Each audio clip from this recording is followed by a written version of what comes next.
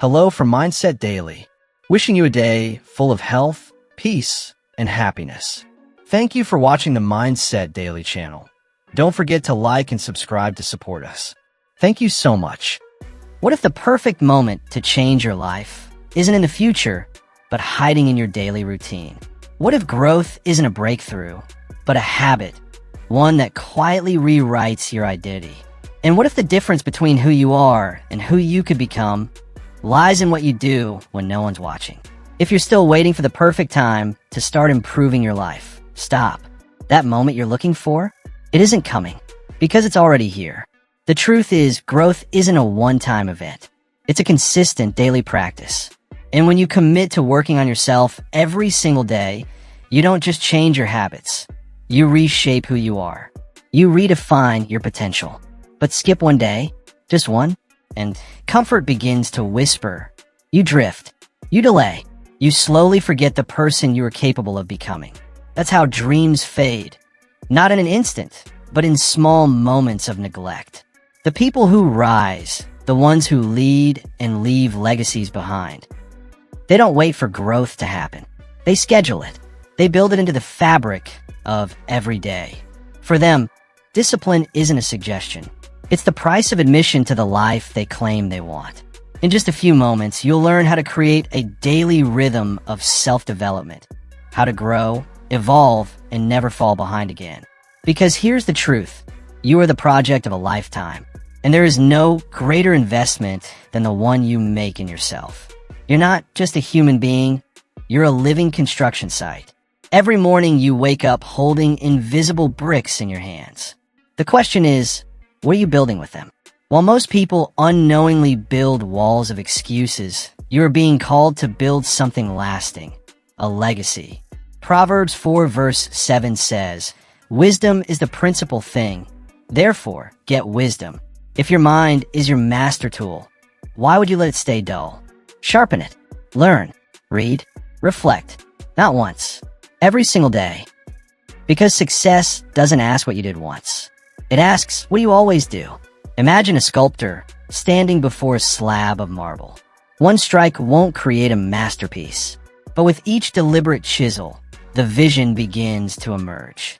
That's what daily self-work looks like. One strike, one habit, one decision at a time. Discipline, then, becomes the bridge between who you are and who you're meant to be. And no, this bridge isn't made of gold or fueled by fleeting motivation. It's built with choices. With sweat, with mornings you don't feel like it, but you show up anyway. Most people wait for the signal, the green light, the perfect conditions. But here's the truth that changes everything. There is no perfect time. There's only now. And the now? It's waiting for you to act. The longer you wait, the farther your dream drifts away. Because here's the truth. Dreams don't chase you. You have to chase them. They won't magically arrive at your doorstep. You must move toward them with purpose, and that movement, day in and day out, is called discipline. Hebrews 12 verse 11 reminds us, "No discipline seems pleasant at the time, but painful. Later on, however, it produces a harvest of righteousness and peace for those who have been trained by it." That verse isn't just about faith. It applies to every meaningful goal you've ever had. It's telling you clearly, today's pain becomes tomorrow's peace. Today's sacrifice becomes tomorrow's strength. Today's discomfort plants the seeds of your future reward. Now picture your future self like a magnificent city, a kingdom not yet constructed, but entirely possible. With every disciplined decision you make, you place a brick, one small habit upheld, one distraction resisted, one promise followed through. These small acts, though invisible at first, are the very stones of greatness. And what happens when those bricks keep stacking? Over time, they become a fortress, a life, a legacy. They become the future version of you. But here's the hard question, one worth asking often. Will that future version of you thank you or resent you? Will they look back on the steps you took and say, "Thank you. You made this life possible"? Or will they whisper in disappointment, "You could have done more. You had more to give"?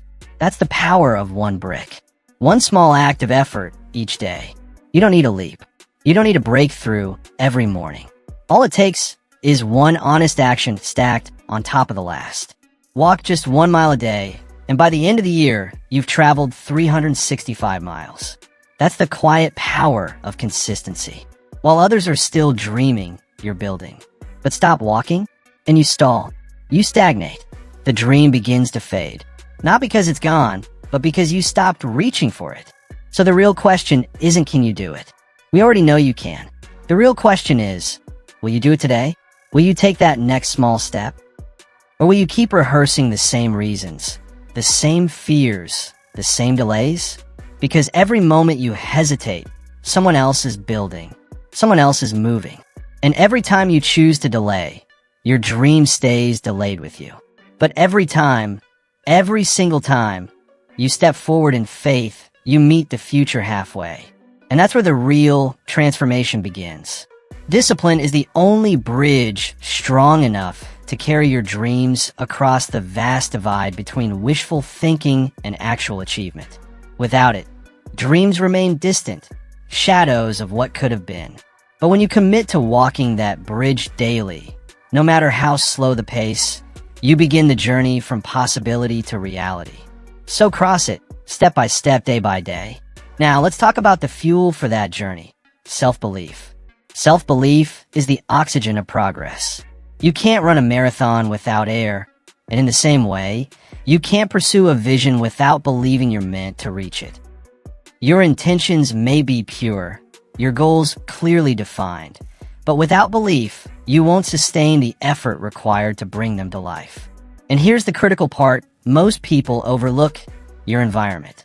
Your environment either magnifies your belief or slowly drains it away. You could carry the strongest desire in your heart, but if you place it in a toxic space, surrounded by negativity, distractions, or small thinking, it will wither. Not because it wasn't strong enough, but because the surroundings starved it. Everything around you matters more than you think. The people, the conversations, the energy, they're not neutral. They are either builders of your future or silent breakers of your momentum. 1 Corinthians 15 verse 33 delivers a sharp reminder. Bad company corrupts good character. Not might, not sometimes, corrupts. That means even the most disciplined, focused version of you is still vulnerable if you stay rooted in the wrong crowd. Goals are not just personal ideas. They're sacred blueprints, delicate, especially in their early stages. And just like treasure, they require protection. If the people around you aren't inspiring you, challenging you, or holding you accountable to your potential, then, even without malice, they may be pulling you backward. Sometimes it's not hate that holds us back. It's comfort disguised as support. It's laughter that masks low expectations. It's familiarity that resists growth. You don't need to cut people off with bitterness, but you do need to grow with wisdom. Think about it. Just like smoke suffocates a flame, the wrong crowd can smother your inner fire before it ever gets the chance to ignite. Imagine yourself as a seed. Inside you is a perfect, pre-coded blueprint, every ounce of potential already present. But what happens if you plant that seed in concrete? Nothing. It dies. Not because it lacked the power to grow, but because it lacked the right environment to thrive. Now place that same seed in fertile soil. Add sunlight. Water it. Give it space. Suddenly, the seed awakens. It grows, not into something new, but into what it was always meant to be. The difference wasn't the seed. It was the soil. You are no different. Your growth, your momentum, is deeply tied to the conditions you place yourself in. Change your surroundings. Upgrade your atmosphere, and you will unlock growth you didn't even know you were capable of. Surround yourself with excellence, with people who speak life, who fan your flames, who remind you of who you're becoming. Choose those who hold you to your highest potential, not your lowest excuses. Because one conversation can shift your entire mindset. One sentence can rewire a limiting belief. But also, one careless comment, one lazy joke, one voice of doubt can begin to unravel your momentum. Choose your environment like your future depends on it, because it does. That's why vigilance is not optional. It's essential. Ask yourself, who's in your ear right now? Who do you consistently allow to shape your thoughts, influence your energy, and guide your decisions? These aren't small matters. They're the hidden levers of your destiny. Walt Disney had a vision that seemed absurd to most people around him. A kingdom of imagination, a place where dreams could come alive. Many couldn't see it, but Walt didn't try to build it by himself. He surrounded himself with the right people, visionaries, artists who could illustrate what he imagined, engineers who could make it tangible, and believers who could carry the vision when the weight grew heavy. Before the first shovel ever touched the dirt for Disneyland, the dream had already been constructed in the atmosphere of his inner circle. That's the power of environment. That's the power of aligned belief. Today, millions walk through what was once just a wild, persistent dream, made real by a team who believed in it just as deeply. So ask yourself honestly, who's in your circle? Who pushes you to rise when you'd rather stay still? Who speaks life into you when your own belief wavers? And just as importantly, who dismisses your ideas? Who scoffs when you speak of your future with conviction? Who shrinks your vision with jokes disguised as concern? Atmosphere is everything. It's not just the backdrop. It's the soil where your future grows or dies. It's the difference between progress and paralysis, between dormant dreams and active destiny. Don't merely hope for change. Don't just wish for transformation. Plant yourself where growth is expected, where striving for excellence is normal, and where your fire isn't just preserved, it's fanned into a blaze. Because the truth is, your future depends on this choice. The mind is always at work, replaying what the heart has already accepted. Every thought is not a random occurrence. It's a recording, an echo of a belief you've internalized. And every action you take stems from those thoughts. But here's the critical question. Where did that thought come from? Most people never pause long enough to ask. They follow invisible scripts, acting on beliefs they inherited or absorbed without question. If you've told yourself you're not good enough long enough, eventually your actions will start proving it. Not because it's reality, but because belief becomes behavior. You live what you believe. Romans 12 verse 2 gives us the remedy with precision. Be transformed by the renewing of your mind. Notice the emphasis. It doesn't say be transformed by relocating, by waiting for opportunity, or by luck. It says transformation happens when the mind is renewed. Real, lasting change always begins in the invisible. It starts not in your hands, but in your head. You cannot build a palace with broken blueprints. No matter how skilled the builder, if the design is flawed, the structure will suffer. That's why guarding your thoughts isn't just good advice, it's a strategy. If you want to rise, you must rebuild your belief. Start there, and everything else begins to shift. If the design is flawed, no matter how hard you work, the structure will eventually collapse. That's the reality. Your thoughts are the blueprints for everything you build in life. Your habits, your relationships, your resilience, your future. If you don't feed your mind intentionally with truth, then by default, fear, doubt, and limitation will take over. It happens quietly but quickly. Picture your mind as a living garden. You don't plant roses once and expect them to bloom forever. You can't pull weeds once and think the soil stays clean. Gardens require tending. They need consistency, daily watering, daily sunlight, daily protection. And just like any garden, your thoughts need pruning, cutting away what no longer serves you. The lies, the comparisons, the narratives that keep you small. You must uproot them. Then you must replant truth, confidence, discipline, vision. Not once. Every day. That's not a motivational slogan. That's the work. That's the real transformation. Doing the invisible work that shapes visible results. It's not an event. It's a discipline. It's waking up and declaring with intention, I am capable. I am chosen. I am called. These aren't shallow affirmations. They are strategic declarations. They're the scripts your mind learns to follow, because the mind will always believe what it hears most.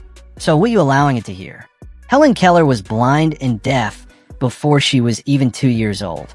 The world looked at her and saw limitations. A life without sound. A future without vision.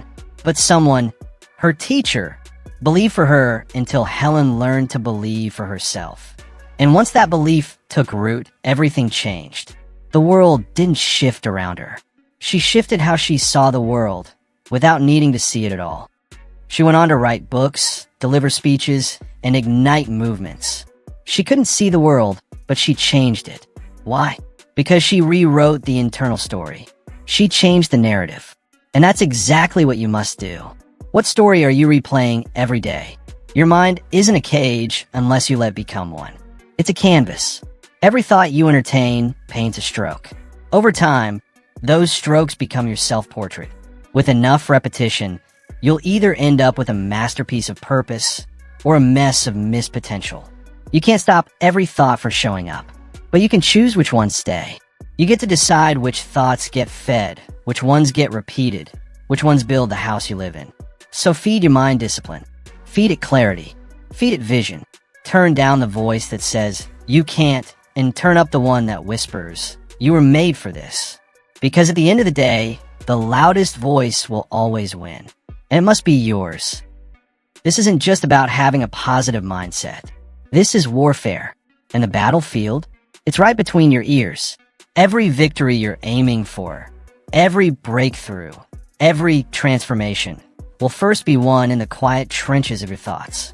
The battles of life are rarely lost in action. They're lost in hesitation, in fear, in silent surrender to limiting beliefs. That's why renewing your mind isn't something you do once. It's not something you wait to do when it's convenient or when life slows down. No, it's a daily mission. A deliberate act of defiance against the noise of negativity. You speak truth until the lies retreat. You declare possibility until it begins to feel like certainty. Because dreaming isn't enough. You must think like someone who's worthy of a dream. You must believe you deserve it before it ever arrives. When your mind shifts, your life follows. Always. But here's the cost of transformation that no one wants to talk about: pain. Pain is the currency of growth.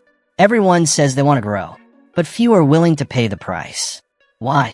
Because growth doesn't come wrapped in comfort. It comes through challenge, discomfort, and disruption. You cannot rise without resistance. You cannot strengthen what's never been tested. You cannot truly transform unless something breaks open.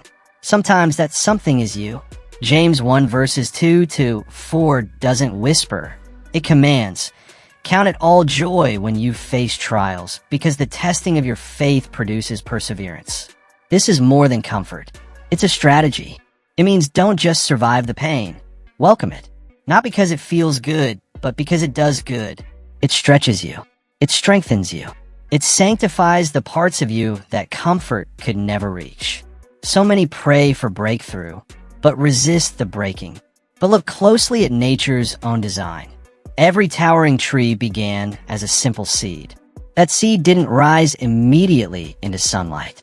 No, first, it had to break open. In darkness. In silence. Before it could grow up, it had to give up the shape it once knew. That breaking? It wasn't destruction. It was transformation. Growth doesn't knock politely. It applies pressure. It demands pain. But in that pressure, something holy is forged. So don't fear the fire. Form through it. Don't just endure your struggle. Extract the wisdom from it. Don't just suffer. Shape something with it. Every sleepless night, every setback, every hard moment, that's not punishment. That's tuition. And greatness? That's the degree you earn with every scar. Jackie Robinson understood this better than most. He wasn't just the first black man to step into Major League Baseball. He was a target, a trailblazer, a symbol.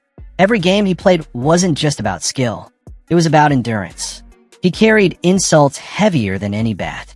He was spat on, mocked, hated, yet he never folded. Why?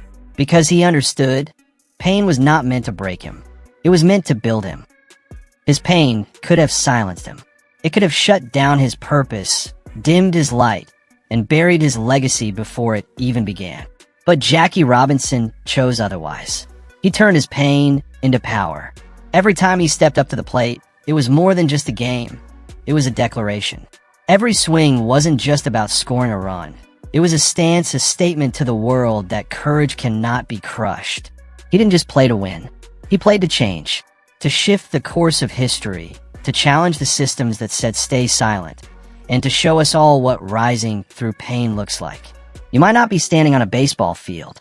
There might not be thousands watching you from the stands. But make no mistake, you are in a story too. And in your story, pain is not the enemy. It's the turning point. So ask yourself, will you run from it? Will you numb it? Hide from it?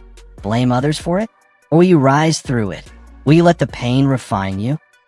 Will you allow it to carve deeper strength into your spirit and forge something unshakable within you?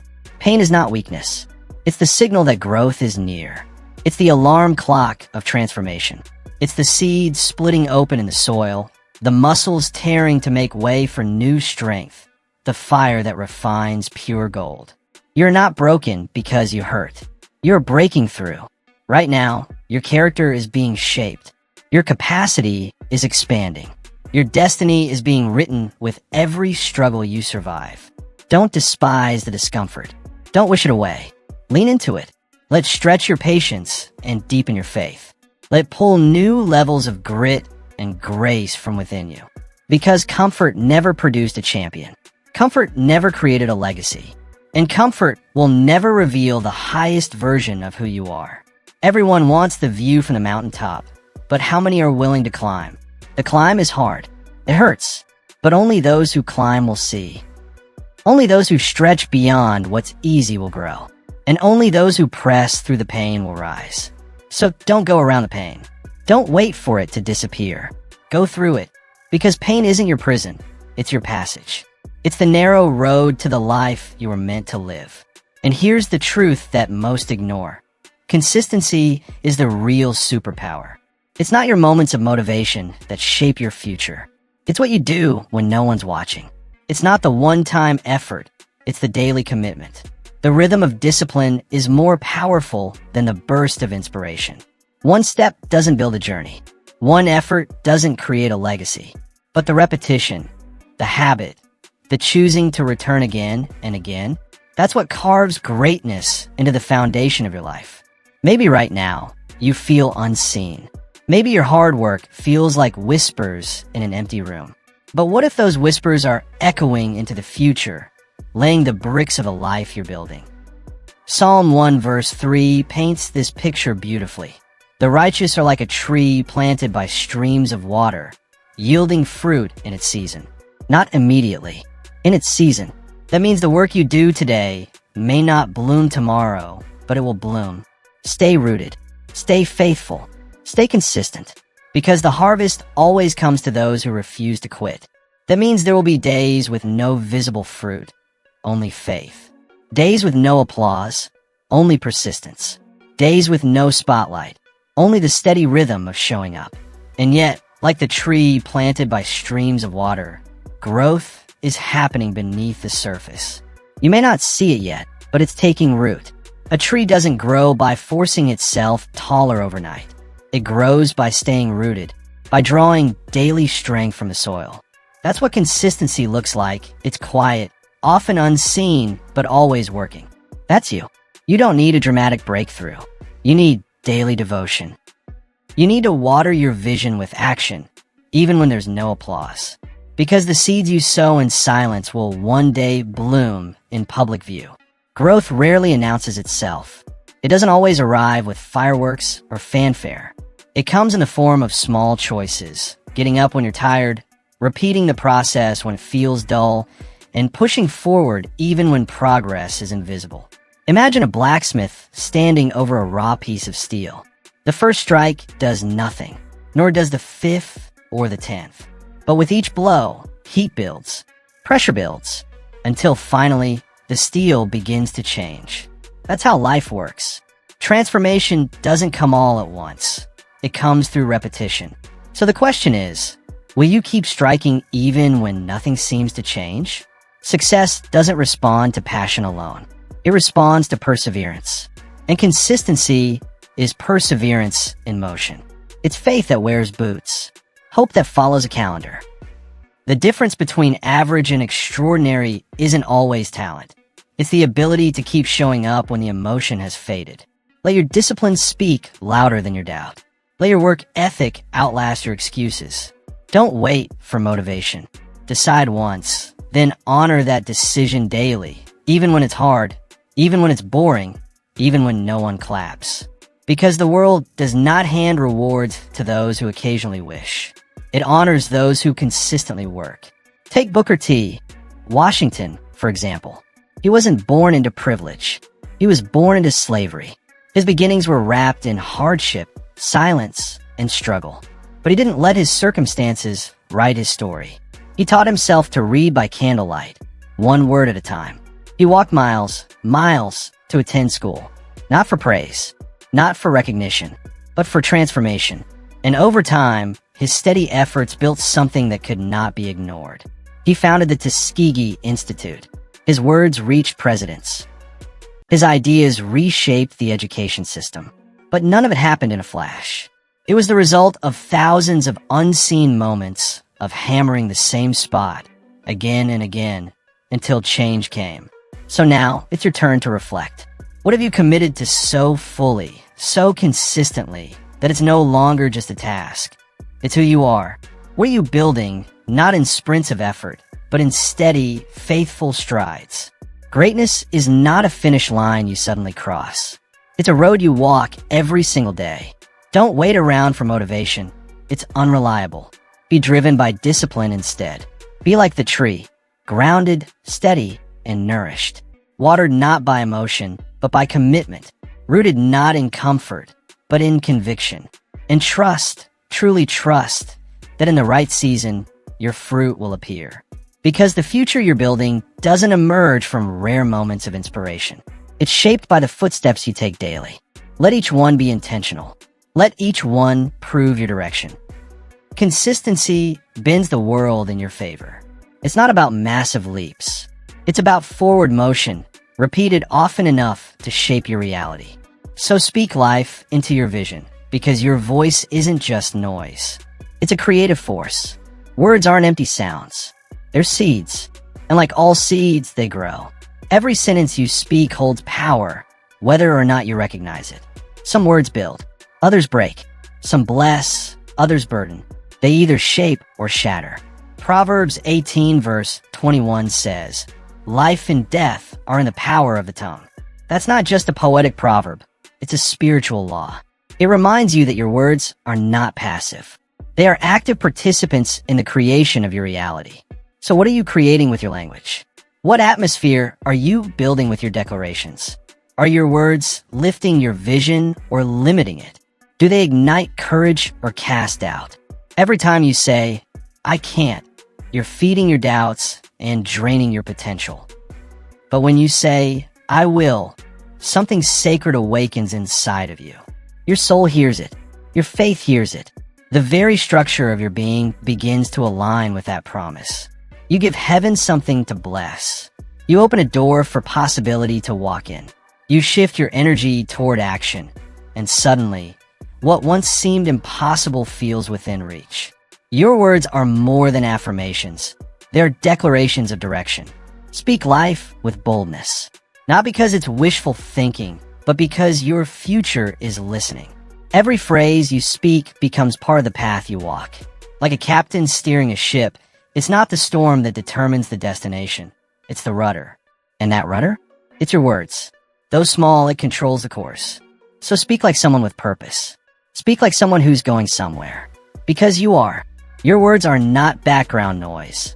They're headlines for your destiny. Take George Washington Carver, for example.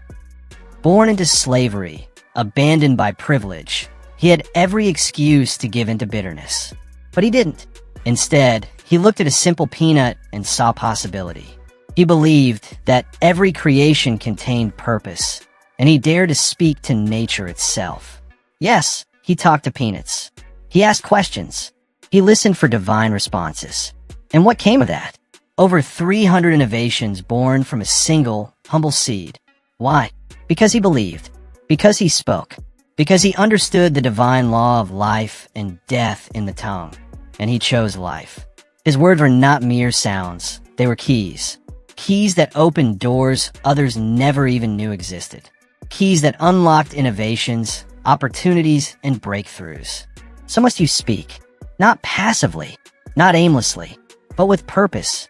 Don't just describe your life, declare it. Don't repeat what limits you. Proclaim what lies ahead. Your words are not mirrors reflecting what is. They are blueprints shaping what will be. Speak what you seek until you see what you've said. Because words aren't echoes. They are architects. They design the future you'll eventually step into. You're not a powerless bystander. You're prophetic by nature. You don't have to predict every detail of your future. You have to pronounce it with confidence. Wake up and speak over your life. Over your focus. Over your peace. Over your purpose. Over your work, your relationships, and your thoughts. Refuse to sabotage your own calling with careless conversation. Don't curse your day before it even begins. Speak as if every word has weight, because it does. Every moment presents you with a choice to plant seeds of faith or sow doubt. And those seeds, those spoken declarations, will one day grow into something visible. Every word you speak in belief is a step closer to the harvest you're preparing for. So speak what you want to build. Speak what you want to become. Speak as though your destiny is paying attention, because it is. The future listens to the language of the present. Don't whisper uncertainty when boldness is what the moment requires. You weren't made to blend in. You weren't designed to go unnoticed. You were crafted with purpose, placed with precision, and born with a presence meant to shift atmospheres. You're not here to disappear into the crowd. You're here to rise above it. You're not an accident. You're an assignment. Romans 12 verse 2 doesn't offer advice. It gives a directive. Do not conform to the pattern of this world. That means you weren't created to copy. You were born to create. You weren't meant to mimic. You were meant to lead. Your words, your walk, your way of thinking were never intended to be a reflection of the world. They're meant to reveal something greater. So every time you shrink yourself just to be accepted, every time you silence your brilliance to make others feel comfortable, you betray your assignment. The world doesn't need more echo chambers. It needs more courage, more originality, more light. When you bury your gift just to blend in, you rob the world of the very light it's been waiting for. You weren't made to reflect your environment. You were made to elevate it, to lift the room with your energy, to spark thought, to shift culture. So why dim your light just because others haven't found theirs? Yes, insecure people may feel unsettled by authenticity. But remember, your job isn't to make others comfortable. It's to walk in the fullness of who you are. But their discomfort? That's not your assignment to manage. That's their fear to confront. Your responsibility isn't to dim your brilliance just to make others feel safe in the dark. Your responsibility is to live so fully, so authentically, that it stirs something in others, something they've forgotten or buried. Your truth is the invitation for others to rise into theirs. Picture a lighthouse. It doesn't chase ships. It doesn't flicker with insecurity. It doesn't move to be liked. It simply stands anchored, bright, and consistent. And in doing so, it becomes a beacon. Lives are saved, not because the lighthouse adjusts to the chaos, but because it remains firm in the storm. That's your role. You are the light. You are the one who holds steady when the winds howl, when the skies darken, when it feels like no one sees you. Someone out there is searching for clarity in the chaos, and your steadiness is what guides them home. You don't help the world by shrinking. You serve by standing. Louis Armstrong understood that. Born into poverty, shaped by adversity, told time and again that his voice didn't belong, that it was too rough, too strange, too different. But he didn't ask for approval. He didn't mold himself to fit in. Instead, he created, trumpet in hand, joy in heart. And in doing so, he changed music forever. He redefined what was possible, not by imitation, but by innovation. He didn't wait for a spotlight. He became the light. And you're called to do the same. The world has enough noise. It doesn't need another echo. It needs your note, clear, bold, unmistakably yours. Your truth is not a disruption. It's a correction. You were never made to disappear into the crowd. You were made to rise above it, to be the sound that shifts the song. So don't be afraid to be the first. Don't apologize for being the only one who sees it differently. Don't hide your difference. It's your distinction. Your uniqueness isn't an inconvenience. It's your imprint on history. Stand tall. Stand honest. Stand without apology. Because the moment you stand in your light, you unconsciously invite others to do the same. And in a world covered in shadows, even a single light can spark a revolution. But before any of that happens, it begins in your mind. Every action, every movement, every bold step starts with a thought. Your thoughts are the architects of your future. Long before your hands build it, your beliefs shape it.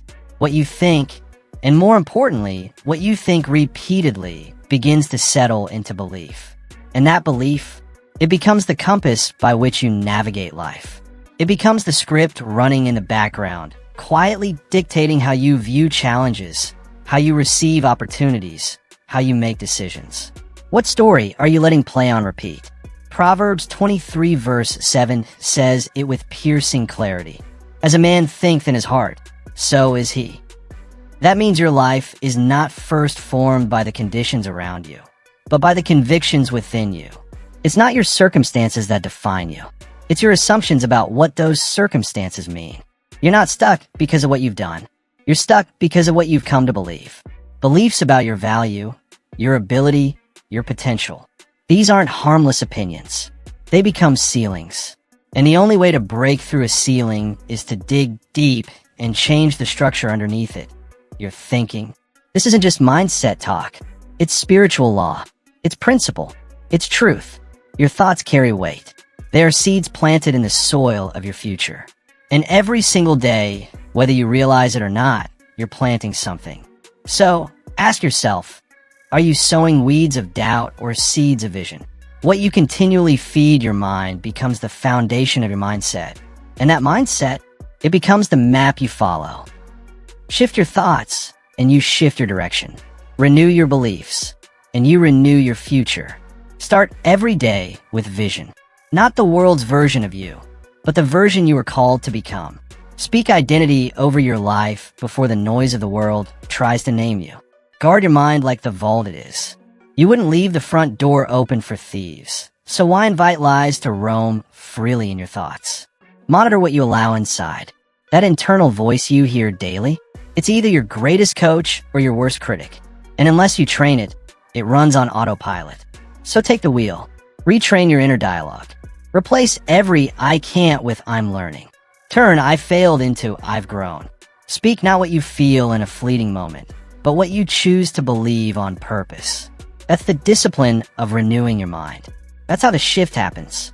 That's how reality begins to change. Andrew Carnegie understood this to his core. Long before he became the titan of steel or the benefactor of libraries and learning, he built something far more important, his belief system. He wasn't born into advantage. He rose from struggle, from scarcity. But his vision wasn't bound by what was around him. His mind was never poor. He believed in ideas, in people, in himself. And that belief, strong and steady, began to shape the world around him. While others settled into complaint, he leaned into creation. While others hesitated in doubt, he moved forward in decision. He didn't wait for confidence to arrive. He forged it thought by thought, day by day. And just like him, every time you choose to think a better thought, you're laying the foundation of a better future. And those thoughts, they build a better life. Want more from life? Then it starts by thinking better thoughts. Don't allow your future to be shaped by an outdated loop of fear and failure. Choose your thoughts the way you choose your words. Intentionally, with clarity, with faith. Because what you choose to think today becomes the version of you that will show up tomorrow. You are not the echo of your past. You are the seed of your potential. If, and only if, you believe in it. So begin each morning not with a weight of anxiety, but with a sense of alignment. Don't wake up reacting to fear. Wake up declaring truth. Start not with hesitation, but with bold faith. Because the real battlefield, it's your mind. And the one who conquers it, conquers everything. Vision without action, that's just fantasy.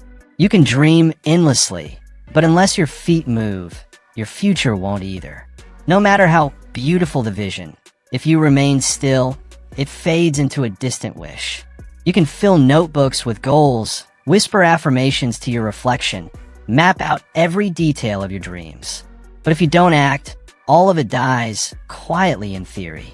James 2 verse 17 says it with piercing honesty. Faith by itself, if it does not have works, is dead. That means faith isn't passive. Faith walks. Faith acts. Faith moves, even when the path is unclear. It's not just something you believe. It's something you do. You don't need to see the entire staircase. You just need to take the next step. Because progress doesn't come from waiting, it comes from walking. It's not made of giant leaps, but of faithful daily steps. Many wait for clarity before they move, thinking the plan must be perfect first. But clarity isn't a permission slip. It's a result. It doesn't come before movement. It comes because of it. As you move, the fog begins to lift. As you act, direction starts to reveal itself. That's how the path is found, by walking. So start, even if you're not ready.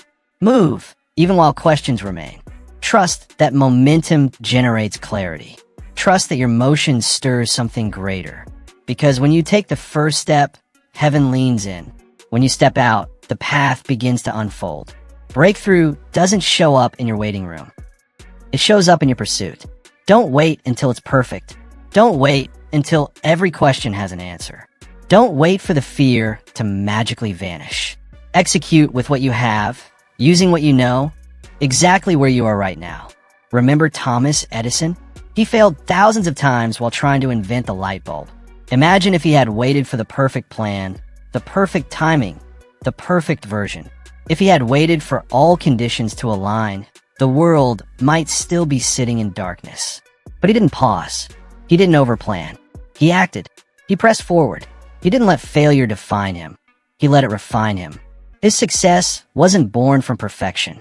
It was born from movement. He showed us something powerful. It's not about getting it all right. It's about not quitting when things go wrong. So what about you? What ideas are still locked in your mind because you're waiting to feel ready? What dreams have you delayed? Not because they're impossible, but because you're still polishing the plan?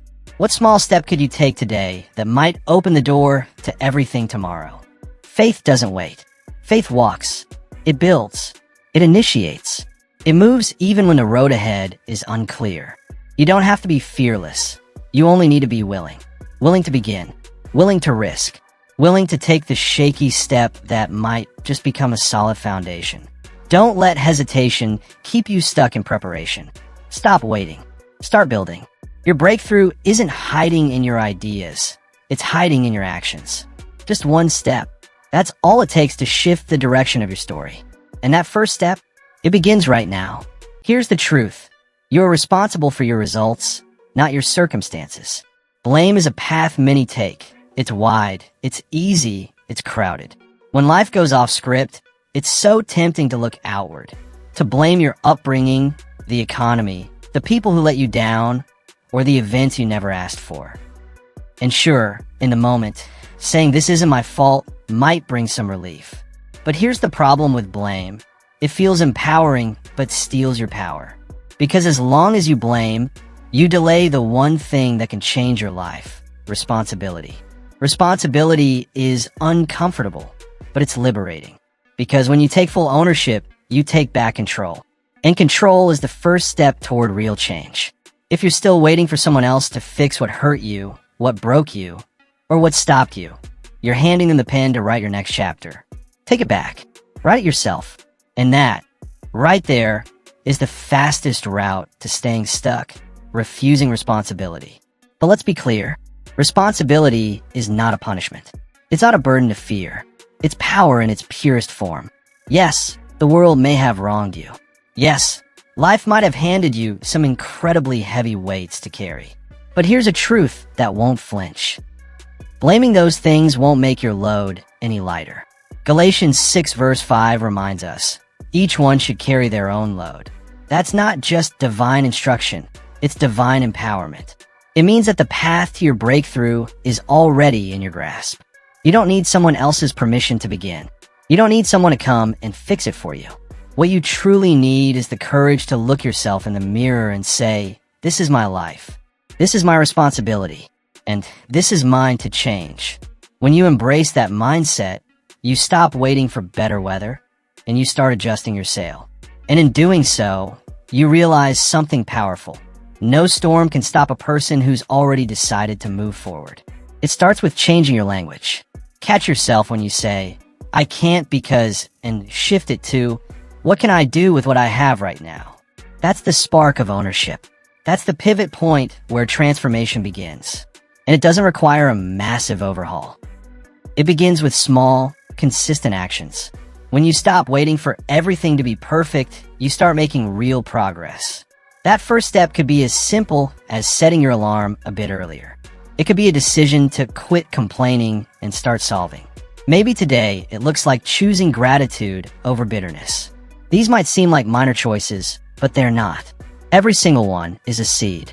And like all seeds, the results don't show up immediately, but they are inevitable. Keep planting. You don't need to map out every detail of a perfect plan. You need a willing heart, a mindset ready to begin. Start where you are. Use what's already in your hand.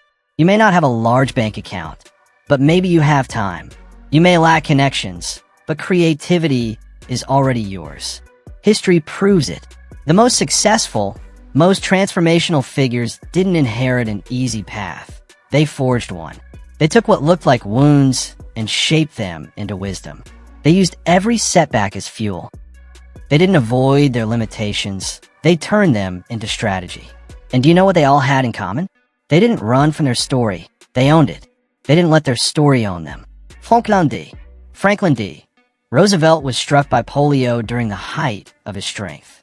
For most people, that would have been a full stop, a life sentence to limitation. But not for him. He refused to accept that diagnosis as a definition.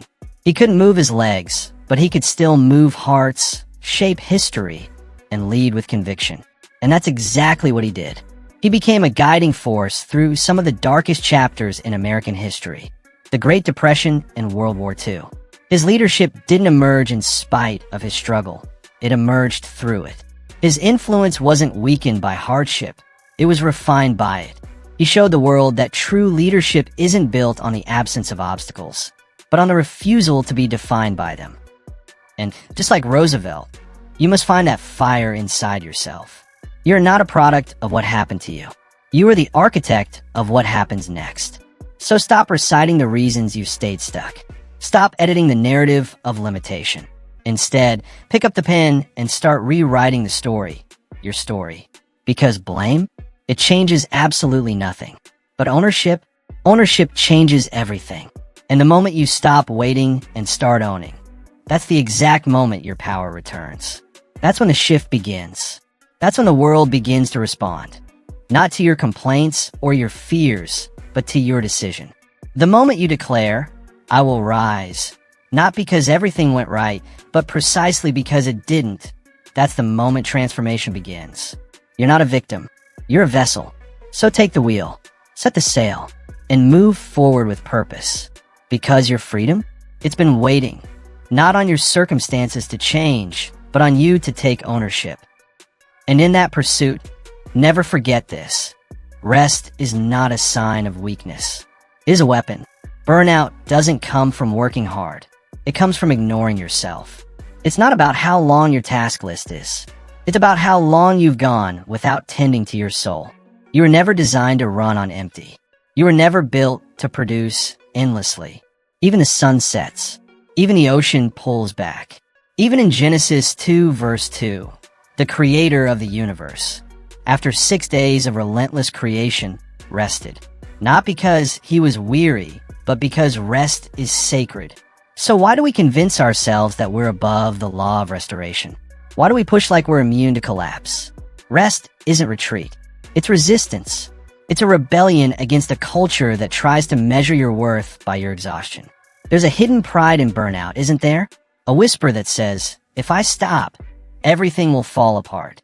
But that voice is lying. That belief is the very seed of your burnout. And burnout isn't the badge of honor we think it is. It's the red flag of disconnection, from purpose, from peace, from presence. You're not a machine. You are a vessel, a living, breathing vessel with limits that must be honored. And any vessel that is never refilled, that is constantly poured out without replenishment, will eventually begin to crack under pressure. Rest is an indulgence. It's responsibility. It's not selfishness. It's stewardship. The intentional care of the one instrument entrusted with carrying your vision. Because what good is clarity if your mind is clouded by exhaustion? What power is there in ambition if your body is too drained to follow through? You have to start building your life around your energy, not just your goals. Goals give you direction, but energy gives you motion. Without fuel, even the most powerful engine fails. It starts with honest rhythms. Prioritize sleep as if your future depends on it, because it does. Nourish your body in ways that energize instead of deplete.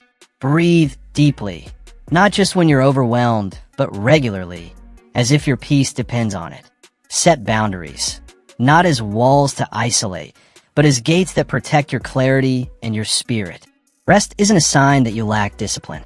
It's proof that you're wise enough to endure. So take one full day, not to catch up, not to strategize or hustle, but to be, to reconnect, to realign. Sit in silence. Walk in nature. Let your thoughts slow down. Write what you feel. Reflect. Pray. Listen, not to the noise around you, but to the quiet truths within you. You don't need to escape your life. You need to return to it, rested, renewed, and realigned. Eleanor Roosevelt once said, "With a new day comes new strength and new thoughts." And she lived that principle. In the midst of war, political unrest, and constant demands, she carried herself with a quiet but unmistakable power. Not because she never felt fatigue, but because she made space for renewal. She took long walks in the woods. She embraced solitude. She understood the sacred rhythm of stepping away to step back in with greater presence. Her strength wasn't just in her action, it was in her preparation. That's what set her apart. She didn't operate from depletion. She led from depth. And that is your challenge too. Rest is not something you earn by doing enough. It is something you require to keep doing what matters most.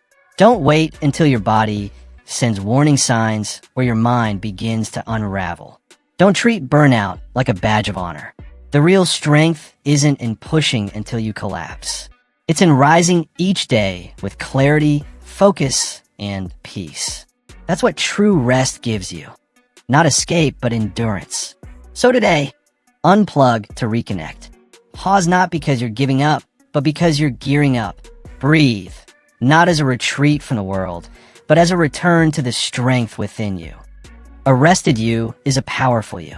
A still mind becomes a sharp one. A nourished soul isn't just peaceful, it becomes a force. And when you start treating rest as sacred, something profound shifts. Your work becomes sacred too. You stop running on fumes, constantly chasing momentum. Instead, you begin moving from overflow, and overflow, true, internal abundance, changes everything around you. That's when excellence stops being a goal and becomes a rhythm. Because excellence isn't a mood you fall into. It's a mindset you return to. It doesn't appear in a flash of excitement or the high of motivation. It's born in the mundane, in the discipline of doing what needs to be done, especially when it doesn't feel magical. It's forged in the fire of consistency, in the quiet repetition of actions that don't bring applause, but build something remarkable over time. The truth is, the road to greatness is paved with ordinary days.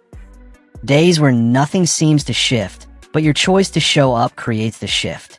That's why so many miss it. They're sitting still, waiting for inspiration to strike before taking action, never realizing that action is what invites inspiration to show up in the first place. You don't climb to excellence by chasing a feeling. You ascend by committing when the feelings fade, when no one is watching, and when comfort calls louder than purpose. 1 Corinthians 9 verse 25 puts it plainly. Everyone who competes in the games goes into strict training. Not casual training. Not occasional effort.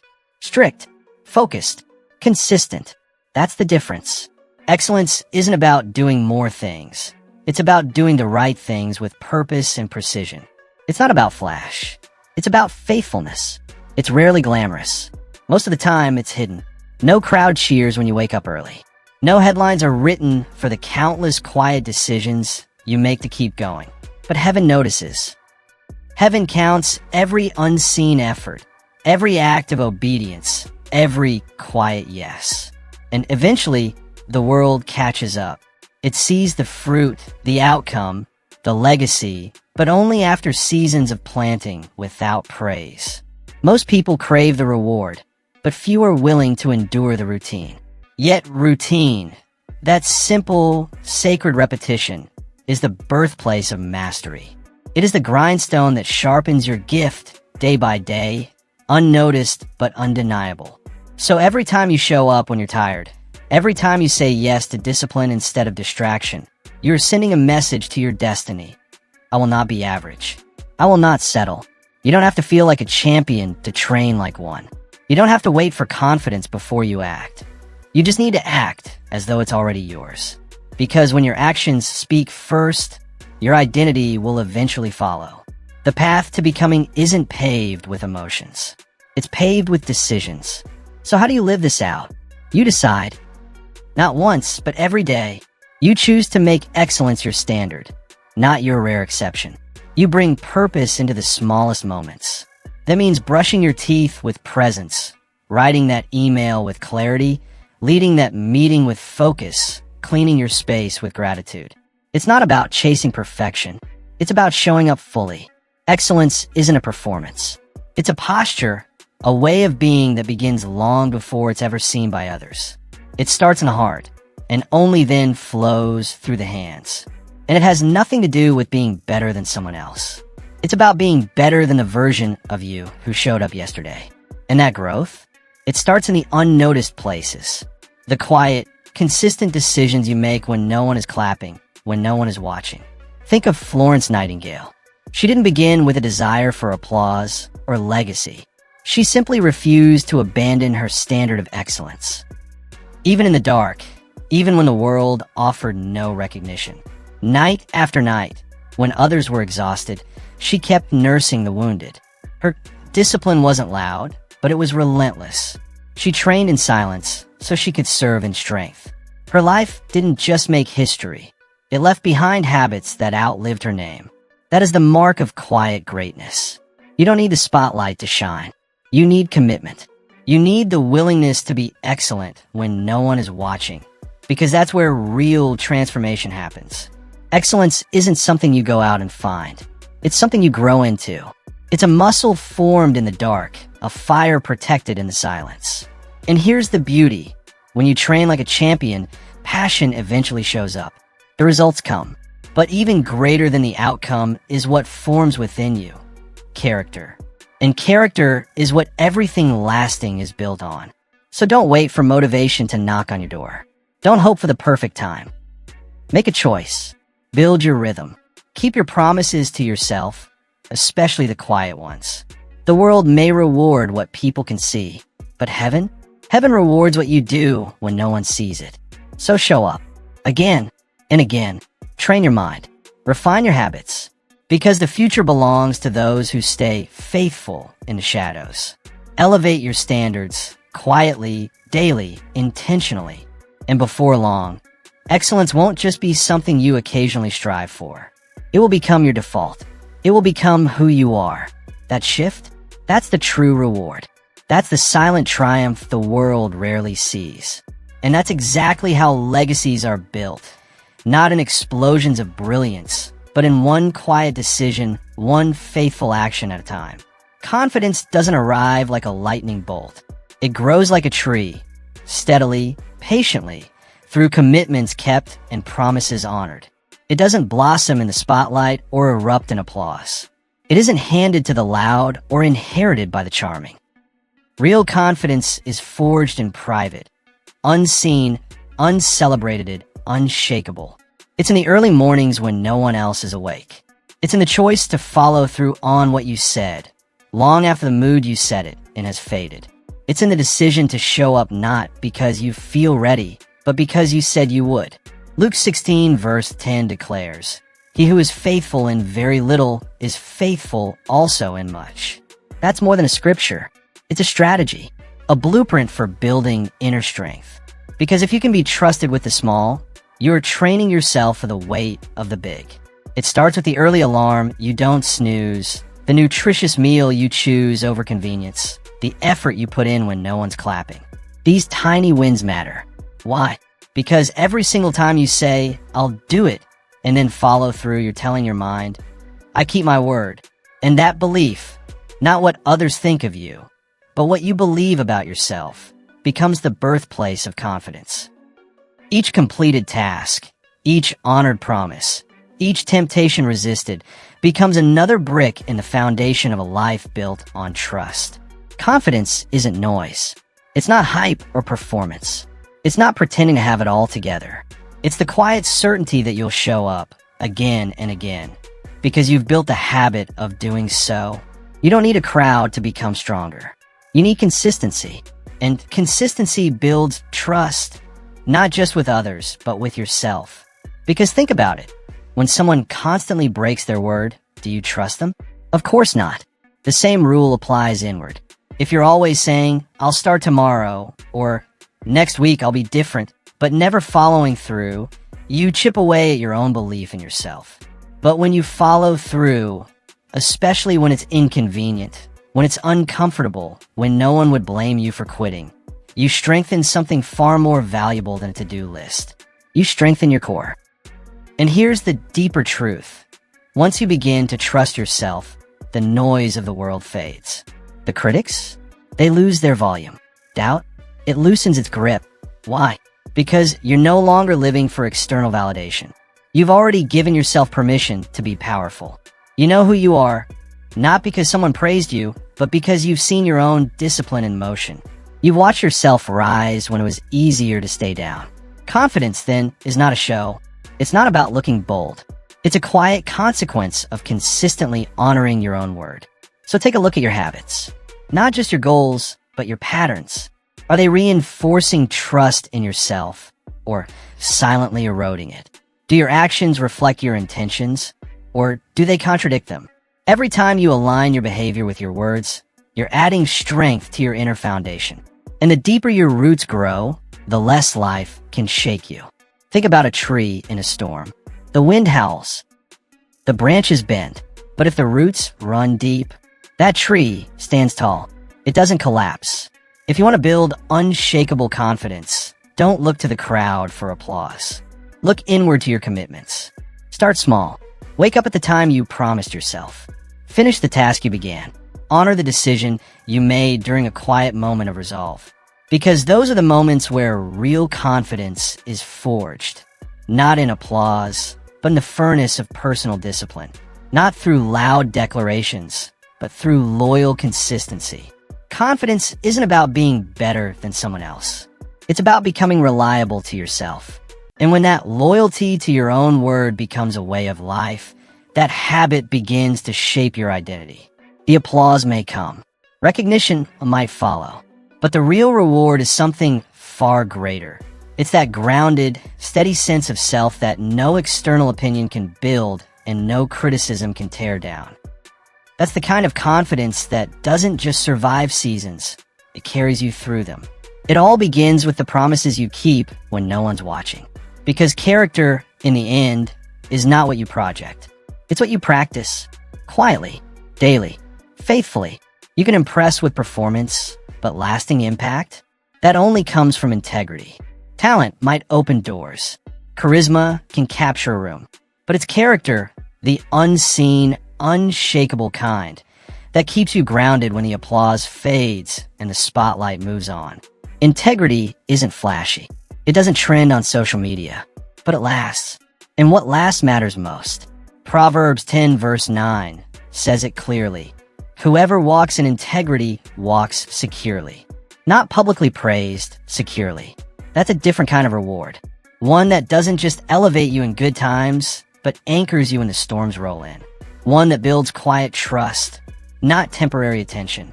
Integrity is the quiet decision to tell the truth when lying would be easier. It's the choice to do the right thing, not the convenient thing when no one is watching. It's how you respond when no one would ever know you took a shortcut, yet you don't. It's the way you handle pressure when your peers say, just bend the rule, and something inside you says no. Why? Because you understand this truth. What is done in the dark always finds its way to the light. Because who you are in private will always echo louder than what you do in public. The applause is temporary. Reputation can be shattered overnight. But a life rooted in integrity, that is steady, that is dependable, that is trusted. So don't trade your standards for shortcuts. Don't exchange your values for speed. Because what feels small now, a little dishonesty, a hidden compromise, a tiny excuse, can silently dismantle your legacy later. What you tolerate in secret will shape who you become in public. Integrity isn't a restriction, it's protection. It guards your name from scandal. It shields your vision from erosion. It preserves your peace when critics come knocking. And more than anything, it builds a foundation that no pressure can crack and no judgment can shake. Because you're not out here trying to appear solid. You are solid. You're striving to become immovable. But that strength doesn't begin on the stage. It doesn't start with applause, awards, or recognition. It begins long before that, in the shadows, in the spaces no one sees, in the quiet crossroads of daily decisions. Will I be honest here? Will I honor this commitment, even though no one will notice? Will I keep my word, even when there's no applause waiting on the other side? These are the questions that shape legacies. Not the loud ones, but the lasting ones. Legacy isn't built in grand gestures. It's formed in faithful, unseen moments, in quiet integrity and unwavering truthfulness. Not through shouting victories, but through the consistency of character. Think of George Washington. He didn't become one of the most respected leaders in history because he pursued power. He didn't chase recognition or titles. He gained trust and influence through years of quiet consistency. He was known for his honesty, his restraint, and his ability to stay grounded under pressure. And when the fragile birth of a nation needed a steady hand, he didn't have to rise to the moment. He was already there, because he had risen in private long before he stood in public. The weight of leadership didn't crush him, because his foundation had already been fortified in silence. That's your roadmap. Want to make a real impact? Start where no one is looking. Shape your reputation and your habits, your words, your follow-through. Let who you are in secret match who you present in the spotlight. Build your name not through noise, but through truth. Don't just strive to walk successfully, walk securely. Let others chase visibility. You chase authenticity. Because long after people forget your resume or your achievements, they'll remember how you made them feel. And nothing builds lasting trust like integrity. So ask yourself, what is your life built on? Is your foundation shaped by curated image or by private discipline? Are you managing a persona or nurturing a genuine character? The difference may not show today, but one day it will. And when that day comes, let your choices speak louder than your titles. Let your private discipline rise up and defend your name. Because while performance may turn heads for a moment, only integrity earns trust that lasts. And trust builds legacy. And that, not applause, is the true measure of success. Remember this, purpose will always pull you through pressure. That weight you feel, it isn't failure. It's proof that you're carrying something meaningful. You don't feel pressure when you're empty. You feel it when you're full of vision, of calling, of purpose. And that's a burden worth bearing. It's the resistance that confirms you're advancing. You don't feel pressure when you're standing still. You feel it when you're stepping into something greater. Romans 8 verse 28 assures us, all things work together for good to those who love God, who are called according to his purpose. That means nothing is wasted. Even the weight, the strain, the tension, it all serves a purpose. Pressure is not random. It is refined by design. Even pain plays a part, not by disappearing, but by being redeemed through purpose. Purpose doesn't cancel hardship. It transforms it. When you understand why you're enduring something, the storm doesn't knock you off course. It forges your character. The wind no longer pushes you over. It drives your roots deeper. Pressure isn't there to punish you. It's there to shape you, like a sculptor with chisel in hand, revealing the strength already within. It molds your endurance, exposes what you truly value, and reveals your deepest motives. Pressure removes what's not aligned so that what truly belongs can remain and thrive. There is a powerful distinction between stress and strength. Stress fractures things that aren't built to last. But pressure? Pressure builds. It strengthens what was designed to carry something significant. When you walk in purpose, pressure isn't your adversary. It becomes your mentor. You stop asking, "Why is this happening to me?" and start asking, "What is this preparing me for?" That single shift in perspective changes the entire experience. Suddenly, pain has direction. Disconfort carry intention. And the endurance you're building isn't meaningless. It's foundational. You cannot pray for greatness and simultaneously run from pressure. They come together. The higher the purpose, the greater the pressure. The deeper the calling, the heavier the weight. But pressure doesn't show up to destroy you. It shows up to prove you, to prepare you, to make sure that what you build will stand. And when the heat intensifies, when it feels like everything is tightening around you, that's not a sign of failure. That's the refining fire at work. It's shaping you into someone who can carry what you've been called to carry. Think of Harriet Tubman, a woman who lived under unimaginable pressure. Every step she took back into slave territory brought the threat of capture, the reality of torture, even the risk of death. Yet she returned again and again. Why? Because her purpose outweighed her fear. She wasn't driven by ease. She was driven by calling. She wasn't seeking comfort. She was responding to a deeper call. Her mission was never about ease or personal gain. It was about liberation. And in choosing that mission over her own safety, generations were set free. That's the kind of power that purpose carries when you walk through pressure with unwavering conviction. You are never called to a life of ease. You are called to a life that matters. And meaning always comes with weight. So if the journey feels heavy, don't assume you're headed in the wrong direction. Instead, consider this. Maybe the heaviness is proof that you're carrying something sacred, something significant. The pressure you feel isn't punishment. It's purpose in motion. That weight you're holding? It's confirmation that the work you're doing carries impact. It means you're building something that counts. So don't pray for the pressure to disappear. Pray for the strength to carry it with grace. Because when purpose fills your heart, storms won't destroy you. They'll shape you. They won't shake your foundation. They'll strengthen it. You need a why that anchors you.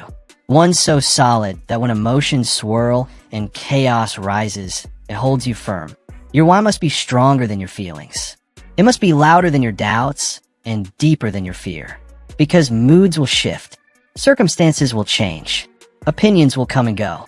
But your why, that has to stay fixed. When you're clear on what you're building, delays won't discourage you. Distractions won't derail you. Critics won't deter you. And failure? It won't define you. It will refine you. So ask yourself, what is your why? And once you find it, hold on to it like a lifeline. Because the path ahead may not be light, but it will be worth it. You'll keep going, not because it's simple, not because the road is smooth, but because you're called to something greater.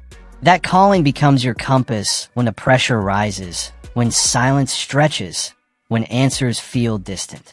So press forward, through the weight, not in spite of the struggle, but because of it. Because everything, even the pressure, is being woven together for your good. You are not being broken. You're being built. You're not being buried by the weight. You're being shaped by the process. What's being carved within you now, resilience, depth, character, will far outlast the storm that surrounds you. It won't just get you through. It will grow something in you that's meant to last a lifetime. Patience is the partner of real power. We live in a world that craves results, fast, visible, and immediate. But the strongest, most enduring things in life are never born overnight. They unfold through seasons, through persistence, through waiting with purpose. Ecclesiastes 3 verse 1 says, "To everything there is a season." That's not just beautiful language. It's divine law. It's the rhythm written into creation itself. Seeds don't bloom because we want them to. They bloom when they're ready. And readiness requires silence. It requires hiddenness. It requires time. That's where the true transformation takes place. In the quiet, invisible spaces where no one's watching. Real power doesn't demand attention. It doesn't perform. It builds slowly. It grows roots deep before it ever shows fruit. Like an oak tree emerging from a small acorn. Not in days or weeks, but over years. No ruse, no panique. Just steady, unseen progress. And that kind of growth, it's the kind that endures every storm. Stay rooted. Stay patient. Because what you're becoming is worth the wait. Wishing you strength, peace, and joy on your journey. And don't forget to subscribe to my channel, Mindset Daily, for more inspiration.